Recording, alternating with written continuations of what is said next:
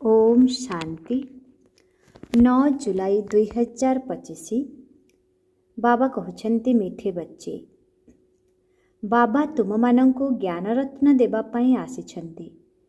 तुम मानंकु जहा भी सुनाउछन्ति बा बुझाउछन्ति ताहा ही हेउछि ज्ञान। एही ज्ञान रत्न ज्ञान सागरंक व्यतीत अन्य केही देई पारिबे नाही। आजिर प्रश्न, आत्मार महत्व कम हेबार मुख्य कारण कौन? आत्मार महत्व कम हेबार मुख्य कारण कौन? उत्तर, विकार गुड़िकर खाद मिसिबा कारणरु ही आत्मार महत्व कम होई जाइछि। जेपरि सुनारे खाद मिसाई अलंकार तैयारी करुछन्ति, सेथिपाई ताहार मूल्य कम होई जाउछि। सेहिपरि आत्मा जे कि असली सुना अटे, सेथिरे जेतेबेले अपवित्रतार खाद मिसुछि सेतेबेले तार मूल्य कम होई जाउछि। वर्तमान समयरे तमोप्रधान आत्मार कौनसी मूल्य नाही, शरीरर मध्य किछि मूल्य नाही।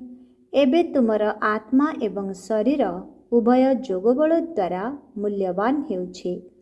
आजिर गीत, यह कौन आज आया सवेरे सवेरे मेरे मन के द्वारे। ओम शांति। मधुर आत्मिक रुहानी संतान मानंकु बाबा बसी बुझाउछन्ति एवं बाबांकु मने पकाइबार उपाय मध्य बताउछन्ति।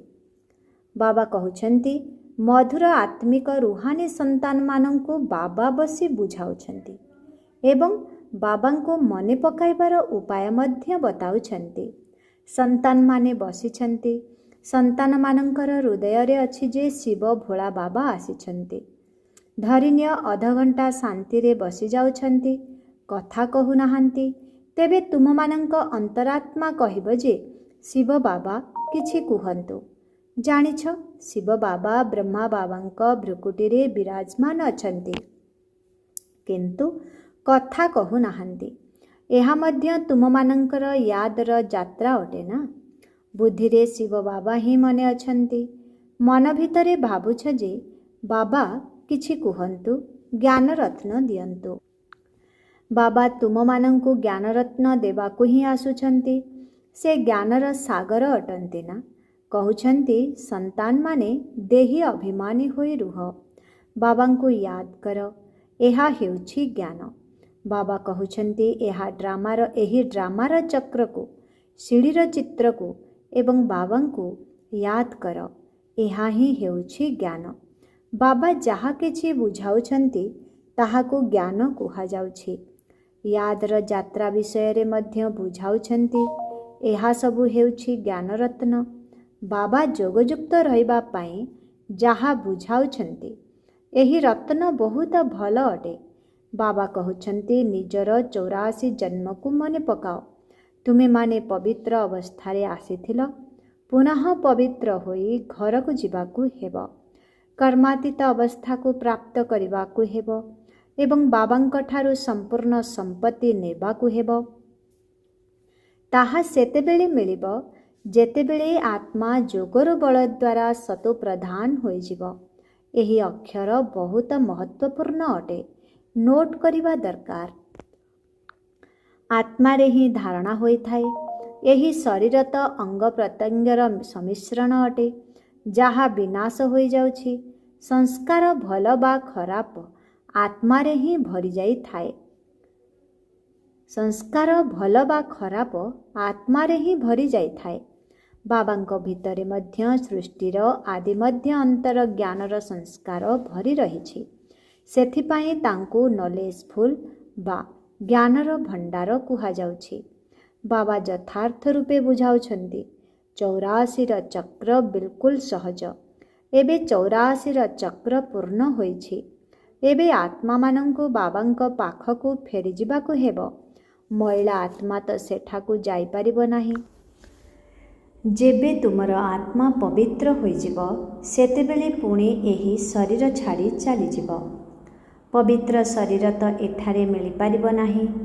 एही पुरुणा जोता, एही शरीर पुरुणा जोता सदृश। एथिरु वैराग्य आसी चलीछि। ଆତ୍ମାକୁ ଏବେ ପବିତ୍ର ହୋଇ ପୁଣି ଭବିଷ୍ୟତରେ ପବିତ୍ର ଶରୀର ନେବାକୁ ହେବ। ସତ୍ୟ ଯୁଗରେ ଆମମାନଙ୍କର ଆତ୍ମା ଏବଂ ଶରୀର ଉଭୟ ପବିତ୍ର ଥିଲା।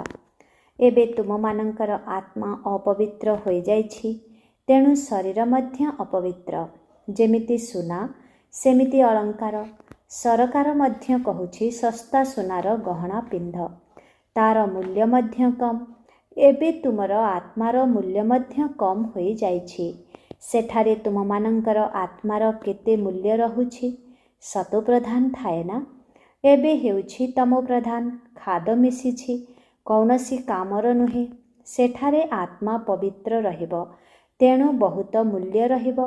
ଏବେ 9 କ୍ୟାରେଟ୍ ହୋଇଯାଇଛି, ତେଣୁ କିଛି ମୂଲ୍ୟ ନାହିଁ। ସେଥିପାଇଁ ବାବା କହୁଛନ୍ତି ଆତ୍ମାକୁ ପବିତ୍ର କରାଅ, ତେବେ ପବିତ୍ର ଶରୀର ମଧ୍ୟ ମିଳିବ। ଏହି ଜ୍ଞାନ ଆଉ କେହି ଦେଇପାରିବେ ନାହିଁ। ବାବା କହୁଛନ୍ତି ମାମେକମ୍ ୟାଦ୍ କରୋ। ଏ କଥା ଶ୍ରୀକୃଷ୍ଣ କିପରି କହିବେ? ସେ ତ ଦେହଧାରୀ ଅଟନ୍ତି ନା। ବାବା କହୁଛନ୍ତି ନିଜକୁ ଆତ୍ମା ଭାବି ମୋତେ ମନେ ପକାଅ, କୌଣସି ଦେହଧାରୀକୁ ମନେ ପକାଅ ନାହିଁ। ଏବେ ତୁମେମାନେ ବୁଝୁଛ, ତେଣୁ ପୁଣି ଅନ୍ୟମାନଙ୍କୁ ବୁଝାଇବାକୁ ହେବ। ଶିବ ବାବା ହେଉଛନ୍ତି ନିରାକାର, ତାଙ୍କର ଜନ୍ମ ଅଲୌକିକ ଅଟେ। ତୁମମାନଙ୍କୁ ମଧ୍ୟ ଅଲୌକିକ ଜନ୍ମ ଦେଉଛନ୍ତି। ଅଲୌକିକ ବାବା, ଅଲୌକିକ ସନ୍ତାନ। ଲୌକିକ, ପାରଲୌକିକ ଏବଂ ଅଲୌକିକ କୁହାଯାଉଛି। ତୁମ ସନ୍ତାନମାନଙ୍କୁ ଅଲୌକିକ ଜନ୍ମ ମିଳୁଛି। ବାବା ତୁମମାନଙ୍କୁ ପୋଷ୍ୟ କରି ସମ୍ପତ୍ତି ଦେଉଛନ୍ତି। ତୁମେମାନେ ଜାଣିଛ ଆମ ବ୍ରାହ୍ମଣମାନଙ୍କର ମଧ୍ୟ ଅଲୌକିକ ଜନ୍ମ ଅଟେ। ଅଲୌକିକ ବାବାଙ୍କ ଠାରୁ ଅଲୌକିକ ସମ୍ପତ୍ତି ମିଳୁଛି। ବ୍ରହ୍ମା କୁମାର କୁମାରୀମାନଙ୍କ ବ୍ୟତୀତ ଅନ୍ୟ କେହି ସ୍ୱର୍ଗର ମାଲିକ ହୋଇପାରିବେ ନାହିଁ। ମନୁଷ୍ୟ କିଛି ବି ବୁଝୁନାହାନ୍ତି। ବାବା ତୁମମାନଙ୍କୁ କେତେ ବୁଝାଉଛନ୍ତି। ଆତ୍ମା ଯିଏ ଅପବିତ୍ର ହୋଇଯାଇଛି, ତାହା ବାବାଙ୍କ ସ୍ମୃତି ବ୍ୟତୀତ ପବିତ୍ର ହୋଇପାରିବ ନାହିଁ। ସ୍ମୃତିରେ ନ ରହିଲେ ଖାଦ ରହିଯିବ, ପବିତ୍ର ହୋଇପାରିବ ନାହିଁ, ପୁଣି ଦଣ୍ଡ ଭୋଗିବାକୁ ପଡ଼ିବ। ସାରା ଦୁନିଆର ମନୁଷ୍ୟ ଆତ୍ମାମାନଙ୍କୁ ପବିତ୍ର ହୋଇ ଘରକୁ ଫେରିବାକୁ ହେବ। ଶରୀର ତ ଯିବ ନାହିଁ। ବାବା କହୁଛନ୍ତି ନିଜକୁ ଆତ୍ମା ଭାବିବା କେତେ କଷ୍ଟକର। କର୍ମଧନ୍ଦା ସମୟରେ ଆତ୍ମିକ ସ୍ଥିତି ରହିନଥାଏ। ବାବା କହୁଛନ୍ତି ଯଦି ନିଜକୁ ଆତ୍ମା ଭାବୁନାହଁ, ତେବେ ଶିବ ବାବାଙ୍କୁ ତ ୟାଦ୍ କର। ଧନ୍ଦା ଆଦି କରି ଏହି ପରିଶ୍ରମ କର ଯେ ମୁଁ ଆତ୍ମା ଏହି ଶରୀର ଦ୍ୱାରା କାମ କରୁଛି। ମୁଁ ଆତ୍ମା ହିଁ ଶିବ ବାବାଙ୍କୁ ମନେ ପକାଉଛି। ଆତ୍ମା ହିଁ ପ୍ରଥମେ ପବିତ୍ର ଥିଲା, ଏବେ ପୁଣି ତାକୁ ପବିତ୍ର ହେବାକୁ ହେବ। ଏହା ହେଉଛି ପରିଶ୍ରମ। ଏଥିରେ ଜବରଦସ୍ତ ରୋଜଗାର ହେଉଛି। ଏଠାରେ ଯେତେ ବଡ଼ ସାହୁକାର ବି ହୁଅନ୍ତୁ, ସେମାନଙ୍କ ପାଖରେ ଅରବ ଖରବ ରହିଥାଉ, କିନ୍ତୁ ଆନ୍ତରିକ ସୁଖ ନାହିଁ। ସମସ୍ତଙ୍କ ମୁଣ୍ଡ ଉପରେ ଦୁଃଖ ଅଛି। ଆଜି ବଡ଼ ବଡ଼ ରାଜା, ପ୍ରେସିଡେଣ୍ଟ ଆଦି ଅଛନ୍ତି, କାଲି ତାଙ୍କୁ ମାରିଦେଉଛନ୍ତି। ବିଲାତରେ କ'ଣ କ'ଣ ସବୁ ହେଉଛି। ସାହୁକାରମାନଙ୍କ ଉପରେ, ରାଜାମାନଙ୍କ ଉପରେ ସମସ୍ୟା ଆସିଯାଉଛି। ଏଠାରେ ଯେଉଁ ରାଜାମାନେ ଥିଲେ, ସେମାନେ ପ୍ରଜା ହୋଇଯାଇଛନ୍ତି। ରାଜାମାନଙ୍କ ଉପରେ ପ୍ରଜାମାନଙ୍କର ରାଜ୍ୟ ହୋଇଗଲାଣି। ଡ୍ରାମାରେ ଏହିପରି ନିର୍ଦ୍ଧାର୍ଯ୍ୟ ରହିଛି। ଶେଷ ବେଳକୁ ଏହି ଅବସ୍ଥା ହୋଇଯାଇଥାଏ। ପରସ୍ପର ମଧ୍ୟରେ ବହୁତ ଲଢ଼େଇ କରିବେ। ତୁମେମାନେ ଜାଣିଛ, କଳ୍ପ ପୂର୍ବରୁ ମଧ୍ୟ ଏପରି ହୋଇଥିଲା। ତୁମେମାନେ ଗୁପ୍ତ ବେଶରେ ଦିଲ୍ ବା ଜାନ୍, ଶିଖ ବା ପ୍ରେମ ଦ୍ୱାରା ନିଜର ହରାଇଥିବା ରାଜ୍ୟ ନେଉଛ। ତୁମମାନଙ୍କୁ ହିଁ ପରିଚୟ ମିଳିଛି ଆମେ ତ ମାଲିକ ଥିଲୁ, ସୂର୍ଯ୍ୟବଂଶୀ ଦେବତା ଥିଲୁ। ଏବେ ପୁଣି ସେହିପରି ହେବା ପାଇଁ ପୁରୁଷାର୍ଥ କରୁଛୁ। କାହିଁକିନା ଏଠାରେ ତୁମେମାନେ ସତ୍ୟନାରାୟଣଙ୍କର କଥା ଶୁଣୁଛ ନା। ବାବାଙ୍କ ଦ୍ୱାରା ଆମେ ନରରୁ ନାରାୟଣ କିପରି ହେବୁ। ବାବା ଆସି ରାଜଯୋଗ ଶିଖାଉଛନ୍ତି। ଭକ୍ତି ମାର୍ଗରେ ଏହାକୁ କେହି ଶିଖାଇ ପାରିବେ ନାହିଁ। କୌଣସି ମନୁଷ୍ୟକୁ ବାପ, ଶିକ୍ଷକ, ଗୁରୁ କୁହାଯିବ ନାହିଁ। ଭକ୍ତିରେ କେତେ ପୁରାଣ କାହାଣୀ ଶୁଣାଉଛନ୍ତି। ଏବେ ତୁମମାନଙ୍କୁ 21 ଜନ୍ମ ବିଶ୍ରାମ ପାଇବା ପାଇଁ ପବିତ୍ରତା ନିଶ୍ଚୟ ହେବାକୁ ପଡ଼ିବ। ବାବା କହୁଛନ୍ତି ନିଜକୁ ଆତ୍ମା ଭାବ, ଅଧା କଳ୍ପ ତ ଡ୍ରାମା ଅନୁସାରେ ଦେହ ଅଭିମାନୀ ହୋଇ ରହୁଛ। ଏବେ ଦେହୀ ଅଭିମାନୀ ହେବାକୁ ପଡ଼ିବ। ଡ୍ରାମା ଅନୁସାରେ ଏବେ ପୁରୁଣା ଦୁନିଆକୁ ବଦଳାଇ ନୂଆ କରିବାକୁ ହେବ। ପୁରୁଣା ଦୁନିଆ ତ ଏକ ଅଟେ। ପୁରୁଣା ଦୁନିଆରୁ ପୁଣି ନୂଆ ହେବ। ନୂଆ ଦୁନିଆରେ ନୂଆ ଭାରତ ଥିଲା। ତେଣୁ ସେଠାରେ ଦେବୀ ଦେବତାମାନେ ଥିଲେ। ତୁମେ ଜାଣିଛ ରାଜଧାନୀ ମଧ୍ୟ ଯମୁନା କୂଳରେ ଥିଲା, ଯାହାକୁ ପରିସ୍ଥାନ ମଧ୍ୟ କହୁଥିଲେ। ସେଠାରେ ପ୍ରାକୃତିକ ସୌନ୍ଦର୍ଯ୍ୟ ରହିଥାଏ। ଆତ୍ମା ପବିତ୍ର ହୋଇଗଲେ ପବିତ୍ର ଆତ୍ମାକୁ ଶରୀର ମଧ୍ୟ ପବିତ୍ର ମିଳିଥାଏ। ବାବା କହୁଛନ୍ତି, ମୁଁ ଆସି ତୁମମାନଙ୍କୁ ସୁନ୍ଦର ଦେବୀ ଦେବତା କରାଉଛି। ତୁମେ ସନ୍ତାନମାନେ ନିଜର ଯାଞ୍ଚ କର। ମୋ ପାଖରେ କୌଣସି ଅବଗୁଣତା ନାହିଁ। ବାବାଙ୍କ ସ୍ମୃତିରେ ରହୁଛି। ପାଠ ମଧ୍ୟ ପଢ଼ିବାକୁ ହେବ। ଏହା ବହୁତ ଶ୍ରେଷ୍ଠ ପାଠପଢ଼ା। ଗୋଟିଏ ହିଁ ପାଠପଢ଼ା। ସେ ପାଠପଢ଼ାରେ ତ କେତେ ପ୍ରକାରର ପୁସ୍ତକ ପଢ଼ୁଛନ୍ତି। ଏହି ପାଠପଢ଼ା ହେଉଛି ସର୍ବୋଚ୍ଚ। ଶିକ୍ଷକ ମଧ୍ୟ ହେଉଛନ୍ତି ସର୍ବୋଚ୍ଚ, ଶିବ ବାବା। ଏପରି ନୁହେଁ ଯେ ଶିବ ବାବା ଏହି ଦୁନିଆର ମାଲିକ ଅଟନ୍ତି। ବିଶ୍ୱର ମାଲିକ ତ ତୁମେମାନେ ହେଉଛ ନା। କେତେ ନୂଆ ନୂଆ ଗୁହ୍ୟ କଥା ବାବା ତୁମମାନଙ୍କୁ ଶୁଣାଉଛନ୍ତି। ମନୁଷ୍ୟ ବୁଝୁଛନ୍ତି ଯେ ପରମାତ୍ମା ସୃଷ୍ଟିର ମାଲିକ ଅଟନ୍ତି। ବାବା ବୁଝାଉଛନ୍ତି, ମଧୁର ସନ୍ତାନମାନେ, ମୁଁ ଏହି ସୃଷ୍ଟିର ମାଲିକ ନୁହେଁ। ତୁମେମାନେ ମାଲିକ ହୋଇଥାଅ, ପୁଣି ରାଜ୍ୟ ହରାଇଥାଅ। ପୁଣି ବାବା ଆସି ବିଶ୍ୱର ମାଲିକ କରାଇଥାନ୍ତି। ଏହି ଦୁନିଆକୁ ହିଁ ବିଶ୍ୱ କୁହାଯାଉଛି। ମୂଳ ବତନ ଅଥବା ସୂକ୍ଷ୍ମ ବତନର କଥା ନୁହେଁ। ମୂଳ ବତନରୁ ତୁମେମାନେ ଏଠାକୁ ଆସି 84 ଜନ୍ମର ଚକ୍ର ଲଗାଉଛ। ପୁଣି ବାବାଙ୍କୁ ଆସିବାକୁ ପଡ଼ୁଛି। ଏବେ ପୁଣି ତୁମମାନଙ୍କୁ ପୁରୁଷାର୍ଥ କରାଉଛନ୍ତି ସେହି ପ୍ରାଲବ୍ଧ ପାଇବା ପାଇଁ ଯାହା ତୁମେମାନେ ହରାଇଛ। ଏହା ହାର ଜିତ୍ର ଖେଳ ଅଟେ ନା। ଏହି ରାବଣ ରାଜ୍ୟ ଖଲାସ ହୋଇଯିବ। ବାବା କେତେ ସହଜ ଯୁକ୍ତି ବତାଉଛନ୍ତି। ବାବା ନିଜେ ଆସି ପଢ଼ାଉଛନ୍ତି। ସେଠାରେ ମନୁଷ୍ୟ ମନୁଷ୍ୟକୁ ପଢ଼ାଉଛନ୍ତି। ତୁମେମାନେ ମଧ୍ୟ ମନୁଷ୍ୟ ଅଟ, କିନ୍ତୁ ବାବା ତୁମମାନଙ୍କୁ ବସି ପଢ଼ାଉଛନ୍ତି। ପାଠପଢ଼ାର ସଂସ୍କାର ଆତ୍ମାରେ ହିଁ ରହିଥାଏ। ଏବେ ତୁମେମାନେ ବହୁତ ଜ୍ଞାନବାନ ହୋଇଛ। ଦୁନିଆରେ ସବୁ ହେଲା ଭକ୍ତିର ଜ୍ଞାନ। ରୋଜଗାର ପାଇଁ ମଧ୍ୟ ଜ୍ଞାନ ରହିଛି। ଶାସ୍ତ୍ରର ଜ୍ଞାନ ମଧ୍ୟ ରହିଛି। ଏହା ହେଉଛି ଆତ୍ମିକ ଜ୍ଞାନ। ତୁମ ଆତ୍ମାକୁ ରୁହାନୀ ବାବା ବସି ଜ୍ଞାନ ଶୁଣାଉଛନ୍ତି। 5000 ବର୍ଷ ପୂର୍ବରୁ ମଧ୍ୟ ତୁମେମାନେ ଶୁଣିଥିଲ। ସାରା ମନୁଷ୍ୟ ସୃଷ୍ଟିରେ ଏପରି କେହି କେବେ ପଢ଼ାଇ ନଥିବେ। ଏ କଥା କାହାକୁ ହେଲେ ଜଣା ନାହିଁ। ଈଶ୍ୱର କିପରି ପଢ଼ାଇଥାନ୍ତି। ତୁମେ ସନ୍ତାନମାନେ ଜାଣୁଛ, ଏହି ପାଠପଢ଼ା ଦ୍ୱାରା ରାଜଧାନୀ ସ୍ଥାପନ ହେଉଛି। ଯିଏ ଭଲ ଭାବରେ ପଢ଼ି ଶ୍ରୀମତରେ ଚାଲୁଛନ୍ତି, ସେ ଉଚ୍ଚ ପଦାଧିକାରୀ ହେଉଛନ୍ତି। କିନ୍ତୁ ଯେଉଁମାନେ ଯାଇ ବାବାଙ୍କର ନିନ୍ଦା କରାଉଛନ୍ତି, ହାତ ଛାଡ଼ି ଦେଉଛନ୍ତି, ସେ ପ୍ରଜାରେ ବହୁତ ନୀଚ ପଦ ପାଇବେ। ବାବା ତ ଗୋଟିଏ ପାଠ ପଢ଼ାଉଛନ୍ତି। ପାଠପଢ଼ାରେ କେତେ ସୁଯୋଗ ରହିଛି। ଦୈବୀ ରାଜଧାନୀ ଥିଲା ନା। ଏକମାତ୍ର ବାବା ହିଁ ଏଠାକୁ ଆସି ରାଜଧାନୀ ସ୍ଥାପନ କରୁଛନ୍ତି। ବାକି ଏସବୁ ବିନାଶ ହୋଇଯିବ। ବାବା କହୁଛନ୍ତି, ପିଲାମାନେ, ଏବେ ଜଲ୍ଦି ପ୍ରସ୍ତୁତି କର। ଭୁଲ ଭଟକାରେ ସମୟ ନଷ୍ଟ କର ନାହିଁ। ବାବାଙ୍କୁ ମନେ ନ ପକାଇବା ଦ୍ୱାରା ବହୁତ ମୂଲ୍ୟବାନ ସମୟ ନଷ୍ଟ ହୋଇଯାଉଛି। ଶରୀର ନିର୍ବାହ ଅର୍ଥେ ଧନ୍ଦା ଆଦି ଭଲେ କର, କିନ୍ତୁ ହାତ କାର ଡେ ଦିଲ ୟାର ଡେ, ଅର୍ଥାତ୍ କାମଧନ୍ଦା କରି ବୁଦ୍ଧିରେ ପରମାତ୍ମାଙ୍କୁ ମନେ ପକାଅ। ବାବା କହୁଛନ୍ତି, ମୋତେ ୟାଦ କର, ତେବେ ତୁମମାନଙ୍କୁ ରାଜତ୍ୱ ମିଳିଯିବ। ଖୁଦା ଦୋସ୍ତର କାହାଣୀ ମଧ୍ୟ ଶୁଣିଛ ନା। ଆଲ୍ଲା ଅବଲଦିନର ନାଟକ ମଧ୍ୟ ଦେଖାଉଛନ୍ତି। ଠକ୍ ଠକ୍ କରିବା ଦ୍ୱାରା ସମ୍ପତ୍ତି ବାହାରି ଆସିଲା। ଏବେ ତୁମେ ସନ୍ତାନମାନେ ଜାଣୁଛ, ଆଲ୍ଲା ତୁମକୁ ଜ୍ଞାନର ଠକ୍ ଠକ୍ କରିବା ଦ୍ୱାରା କ'ଣରୁ କ'ଣ କରୁଛନ୍ତି। ତୁରନ୍ତ ଦିବ୍ୟ ଦୃଷ୍ଟି ଦ୍ୱାରା ବୈକୁଣ୍ଠକୁ ଚାଲିଯାଉଛ। ଆଗରୁ କନ୍ୟାମାନେ ପରସ୍ପର ମଧ୍ୟରେ ମିଳିମିଶି ବସୁଥିଲେ, ପୁଣି ସ୍ୱତଃ ଧ୍ୟାନରେ ଚାଲି ଯାଉଥିଲେ, ପୁଣି ତାକୁ ଯାଦୁ କହିଦେଉଥିଲେ। ତେଣୁ ତାହା ବନ୍ଦ କରିଦେଲେ।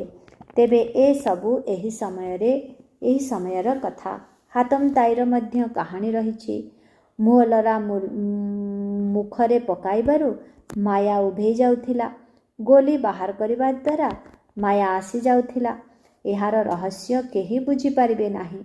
ବାବା କହୁଛନ୍ତି, ପିଲାମାନେ, ମୁଖରେ ମୁହଲାରା ପକାଇ ପକାଇ ରଖ। ତୁମେମାନେ ସବୁ ଶାନ୍ତିର ସାଗର ଅଟ। ଆତ୍ମା ନିଜ ସ୍ୱଧର୍ମରେ ଶାନ୍ତିରେ ରହିଥାଏ। ସତ୍ୟ ଯୁଗରେ ମଧ୍ୟ ଜାଣିଥାନ୍ତି ଯେ ଆମେ ହେଉଛୁ ଆତ୍ମା। ବାକି ପରମାତ୍ମା ବାବାଙ୍କୁ କେହି ହେଲେ ଜାଣିବେ ନାହିଁ। କେବେ କେହି ବି ପଚାରିଲେ କୁହ ସେଠାରେ ବିକାରର ନାମ ରହିବ ନାହିଁ। ତାହା ହେଉଛି ନିର୍ବିକାରୀ ଦୁନିଆ। ପାଞ୍ଚ ବିକାର ସେଠାରେ ରହିବ ନାହିଁ। ଦେହ ଅଭିମାନୀ ହିଁ ନାହିଁ। ମାୟାର ରାଜ୍ୟରେ ଦେହ ଅଭିମାନୀ ହୋଇଥାନ୍ତି। ସେଠାରେ ମୋହଜିତ ହେବେ। ଏହି ପୁରୁଣା ଦୁନିଆରୁ ନଷ୍ଟ ମୁହା ହେବାକୁ ପଡ଼ିବ। ଯେଉଁମାନେ ଘରଦ୍ୱାର ଛାଡ଼ୁଛନ୍ତି ତାଙ୍କର ବୈରାଗ୍ୟ ଆସୁଛି। ତୁମମାନଙ୍କୁ ତ ଘରଦ୍ୱାର ଛାଡ଼ିବାର ନାହିଁ। ବାବାଙ୍କ ୟାଦରେ ରହି ଏହି ପୁରୁଣା ଶରୀର ଛାଡ଼ି ଘରକୁ ଯିବାକୁ ହେବ। ସମସ୍ତଙ୍କର ହିସାବ କିତାବ ଚୁକ୍ତ ହେବ। ପୁଣି ଘରକୁ ଚାଲିଯିବା। ଏହା କଳ୍ପକଳ୍ପ ହେଉଛି। ତୁମମାନଙ୍କର ବୁଦ୍ଧି ଏବେ ବହୁତ ଦୂରକୁ ଉପରକୁ ଯାଉଛି। ସେମାନେ ଦେଖୁଛନ୍ତି କେଉଁ ପର୍ଯ୍ୟନ୍ତ ସାଗର ରହିଛି। ସୂର୍ଯ୍ୟ ଚନ୍ଦ୍ରରେ କ'ଣ ଅଛି। ଆଗରୁ ବୁଝୁଥିଲେ ଇଏ ଦେବତା ଅଟନ୍ତି। ତୁମେମାନେ କହୁଛ ଏମାନେ ତ ବିଶ୍ୱରୂପୀ ରଙ୍ଗମଞ୍ଚର ବତୀ ଅଟନ୍ତି। ଏଠାରେ ଖେଳ ହେଉଛି। ତେଣୁ ଏହି ବତୀଗୁଡ଼ିକ ମଧ୍ୟ ଏଠାରେ ଅଛନ୍ତି। ମୂଳ ବତନ ସୂକ୍ଷ୍ମ ବତନରେ ଏସବୁ ନଥାଏ। ସେଠାରେ ଖେଳ ହିଁ ନାହିଁ। ଏହି ଅନାଦି ଖେଳ ଚାଲି ଆସୁଛି। ଚକ୍ର ଘୂରି ଚାଲିଛି। ପ୍ରଳୟ ହେଉନାହିଁ। ଭାରତ ତ ହେଉଛି ଅବିନାଶୀ ଖଣ୍ଡ। ଏଥିରେ ମନୁଷ୍ୟମାନେ ହିଁ ରହିଥାନ୍ତି। ଜଳମୟୀ ହେଉନାହିଁ। ପଶୁ ପକ୍ଷୀ ଆଦି ଯିଏ ଅଛନ୍ତି ସବୁ ରହିବେ। ବାକି ଯେଉଁ ସବୁ ଖଣ୍ଡ ରହିଛି ତାହା ସତ୍ୟ ତ୍ରେତା ଯୁଗରେ ରହିବ ନାହିଁ। ତୁମେମାନେ ଯାହା କିଛି ଦିବ୍ୟ ଦୃଷ୍ଟିରେ ଦେଖିଛ ତାହା ପୁଣି ପ୍ରାକ୍ଟିକାଲରେ ଦେଖିବ। ଯେଉଁ ସ୍ୱର୍ଗ ପାଇଁ ପୁରୁଷାର୍ଥ କରୁଛ ପ୍ରାକ୍ଟିକାଲରେ ତୁମେମାନେ ବୈକୁଣ୍ଠରେ ଯାଇ ରାଜତ୍ୱ କରିବ। ପୁଣି ବି ବାବା କହୁଛନ୍ତି ୟାଦରେ ରହିବା ପାଇଁ ବହୁତ ମେହନତ ରହିଛି। ମାୟା ୟାଦ କରିବାକୁ ଦେଉନାହିଁ। ବହୁତ ସ୍ନେହର ସହିତ ବାବାଙ୍କୁ ୟାଦ କରିବାକୁ ହେବ। ଅଜ୍ଞାନ କାଳରେ ମଧ୍ୟ ସ୍ନେହରେ ପିତାଙ୍କର ମହିମା କରିଥାନ୍ତି। ଆମର ଅମୁକ ଏପରି ଥିଲେ, ଅମୁକ ପଦଧାରୀ ଥିଲେ।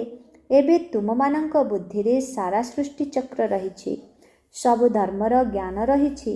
ଯେପରି ସେଠାରେ ଆତ୍ମାମାନଙ୍କର ବୃକ୍ଷ ଅଛି ଏଠାରେ ପୁଣି ମନୁଷ୍ୟ ସୃଷ୍ଟିରୂପୀ ବୃକ୍ଷ ରହିଛି। ଗ୍ରେଟ୍ ଗ୍ରେଟ୍ ଗ୍ରାଣ୍ଡ ଫାଦର ଆଦି ପିତା ହେଉଛନ୍ତି ବ୍ରହ୍ମା। ପୁଣି ହେଉଛି ତୁମର ବଂଶାବଳୀ। ସୃଷ୍ଟି ତ ଘୂରି ଚାଲିଛି ନା। ବାବା ବୁଝାଉଛନ୍ତି ପିଲାମାନେ ନରରୁ ନାରାୟଣ ହେବାକୁ ହେଲେ ତୁମମାନଙ୍କର କଥା ଅନୁସାରେ କାର୍ଯ୍ୟ ହେବା ଦରକାର। ପ୍ରଥମେ ନିଜ ଅବସ୍ଥାକୁ ଦେଖିବାକୁ ହେବ। ବାବା ମୁଁ ତ ଆପଣଙ୍କଠାରୁ ପୁରା ସମ୍ପତ୍ତି ନେଇ ହିଁ ଛାଡ଼ିବି। ତେଣୁ ସେହିପରି ଚାଲିଚଳଣି ମଧ୍ୟ ହେବା ଦରକାର। ନରରୁ ନାରାୟଣ ହେବାର ଏହା ଏକମାତ୍ର ପାଠପଢ଼ା। ଏହା ତୁମକୁ ବାବା ହିଁ ପଢ଼ାଉଛନ୍ତି। ରାଜାମାନଙ୍କର ରାଜା ତୁମେମାନେ ହିଁ ହେଉଛ। ଏହା ଆଉ କୌଣସି ଖଣ୍ଡରେ ହୁଏ ନାହିଁ। ତୁମେମାନେ ହିଁ ପବିତ୍ର ରାଜା ହେଉଛ। ପୁଣି ବିନା ଲାଇଟ୍ର ମୁକୁଟଧାରୀ ଅପବିତ୍ର ରାଜାମାନେ ପବିତ୍ର ରାଜାମାନଙ୍କର ମନ୍ଦିର ତିଆରି କରି ପୂଜା କରୁଛନ୍ତି। ଏବେ କେବଳ ତୁମେମାନେ ହିଁ ପଢ଼ୁଛ। ଛାତ୍ର ଶିକ୍ଷକଙ୍କୁ କାହିଁକି ଭୁଲି ଯାଇଛନ୍ତି? କହୁଛନ୍ତି ବାବା ମାୟା ଭୁଲାଇ ଦେଉଛି। ଦୋଷ ମାୟା ଉପରେ ରଖିଦେଉଛନ୍ତି। ଆରେ ତୁମକୁ ହିଁ ବାବାଙ୍କୁ ମନେ ପକାଇବାକୁ ହେବ। ମୁଖ୍ୟ ଟିଚର ଜଣେ ହିଁ ଅଟନ୍ତି।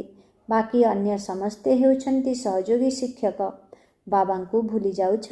ଆଚ୍ଛା ଶିକ୍ଷକଙ୍କୁ ମନେ ପକାଅ। ତୁମମାନଙ୍କୁ ତିନୋଟି ସୁଯୋଗ ଦିଆଯାଇଥାଏ। ଗୋଟିଏ ଭୁଲିଲେ ଆଉ ଗୋଟିଏ ସ୍ୱରୂପକୁ ମନେ ପକାଅ। ଆଚ୍ଛା ମିଠେ ମିଠେ ଶିଖିଲ ଧେ ସନ୍ତାନମାନଙ୍କ ପ୍ରତି ମାତ ପିତା ବାପ ଦାଦାଙ୍କର ମଧୁର ସ୍ନେହ ସମ୍ପନ୍ନ ଶୁଭେଚ୍ଛା ଏବଂ ସୁପ୍ରଭାତ। ଆତ୍ମିକ ପିତାଙ୍କର ଆତ୍ମିକ ସନ୍ତାନମାନଙ୍କୁ ନମସ୍ତେ। ଆତ୍ମିକ ସନ୍ତାନମାନଙ୍କର ଆତ୍ମିକ ପିତାଙ୍କୁ ଓମ୍ ଶାନ୍ତି ଗୁଡ୍ ମର୍ଣ୍ଣିଂ। ନମସ୍ତେ ନମସ୍ତେ ନମସ୍ତେ ନମସ୍ତେ ନମସ୍ତେ। ଶୁକ୍ରିୟା ବାବା ଶୁକ୍ରିୟା। ଓମ୍ ଶାନ୍ତି। ଧାରଣା ପାଇଁ ମୁଖ୍ୟ ସାର 1 ନମ୍ବର। ବାବାଙ୍କ ଠାରୁ ପୁରା ସମ୍ପତ୍ତି ନେବା ପାଇଁ ଯାହା କହୁଛ ତାହା ହିଁ କରିବାକୁ ହେବ। ଏହିଭଳି ପୁରୁଷାର୍ଥ କରିବାକୁ ହେବ। ମୋହଜିତ ହେବାକୁ ପଡ଼ିବ। 2 ନମ୍ବର। ସର୍ବଦା ମନେ ରହୁ ଯେ ଆମେ ଶାନ୍ତି ସାଗରଙ୍କର ସନ୍ତାନ ଅଟୁ। ଆମକୁ ଶାନ୍ତିରେ ରହିବାକୁ ହେବ। ମୁଖରେ ମୁହଲାରା ଏକ ପ୍ରକାରର ଗୋଲି ରଖିବାକୁ ହେବ। ଅବହେଳା କରି ନିଜର ସମୟ ନଷ୍ଟ କରିବାର ନାହିଁ। ଆଜିର ବରଦାନ, ସଂଗଠନ ରୂପୀ କିଲ୍ଲାକୁ ମଜବୁତ କରି ସମସ୍ତଙ୍କର ସ୍ନେହୀ ସନ୍ତୁଷ୍ଟ ଆତ୍ମା ହୁଅ। ସଂଗଠନ ରୂପୀ କିଲ୍ଲାକୁ ମଜବୁତ କରି ସମସ୍ତଙ୍କର ସ୍ନେହୀ ସନ୍ତୁଷ୍ଟ ଆତ୍ମା ହୁଅ। ସଂଗଠନର ଶକ୍ତି ବିଶେଷ ଶକ୍ତି ଅଟେ। ଏକମତ ବାଲା ସଂଗଠନର କିଲ୍ଲାକୁ କେହି ବି ହଲଚଲ କରିପାରିବେ ନାହିଁ। କିନ୍ତୁ ଏହାର ଆଧାର ହେଲା ପରସ୍ପରର ସ୍ନେହୀ ହୋଇ ସମସ୍ତଙ୍କୁ ସମ୍ମାନ ଦେବା ଏବଂ ନିଜେ ସନ୍ତୁଷ୍ଟ ରହି ସମସ୍ତଙ୍କୁ ସନ୍ତୁଷ୍ଟ କରିବା। ନା କେହି ନିଜେ ଡିଷ୍ଟର୍ବ ହେଉଥିବେ, ନା ଅନ୍ୟକୁ ଡିଷ୍ଟର୍ବ କରୁଥିବେ। ଯଦି ସମସ୍ତେ ପରସ୍ପରକୁ ଶୁଭ ଭାବନା ଏବଂ ଶୁଭ କାମନାର ସହଯୋଗ ଦେଇ ଚାଲିବେ, ତେବେ ସଂଗଠନ ରୂପୀ କିଲ୍ଲା ମଜବୁତ ହୋଇଯିବ। ତେଣୁ ସଂଗଠନର ଶକ୍ତି ହିଁ ବିଜୟ ପ୍ରାପ୍ତ କରିବାର ବିଶେଷ ଆଧାର ସ୍ୱରୂପ ଅଟେ।